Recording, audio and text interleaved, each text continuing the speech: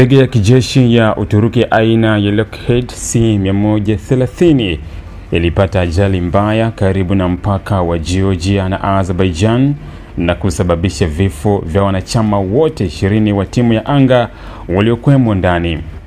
Tukio hilo lilitokea jana Jumanne, Novemba 11 mwaka 2025 baada ya ndege hiyo kuripotiwa kubomoka angani na kuanguka na kulipuka katika eneo la Rustavi nchini Georgia.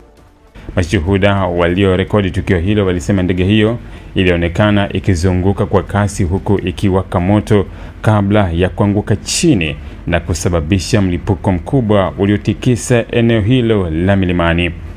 Vipande vya mabaki ya ndege hiyo vimeripotiwa kutapakaa katika maeneo mapana, jambo lililofanya shughuli za uokoaji kuwa ngumu kutokana na mazingira magumu ya kijiografia. Wizara ya Ulinzi ya Uturuki imethibitisha kupoteza mawasiliano na ndege hiyo muda mfupi tu baada ya kupaa kutoka katika kambi ya kijeshi nchini Azerbaijan.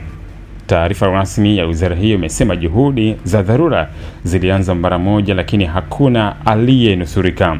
Kwa upande wake, mamlaka za Georgia zimeanzisha uchunguzi kamili kubaini chanzo cha ajali hiyo, huku timu za usalama, uokoaji na wataalamu wa anga zikiendelea kufanya kazi katika eneo la tukio.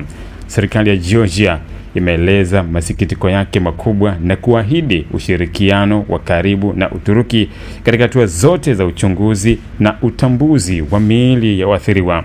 Ajali hii imeacha simanzi kubwa katika majeshi ya anga ya Uturuki na jamii ya kimataifa, ikikumbusha hatari zinazohusiana na safari za ndege za kijeshi katika maeneo yenye hali ngumu ya hewa na miinuko mikali ya milima.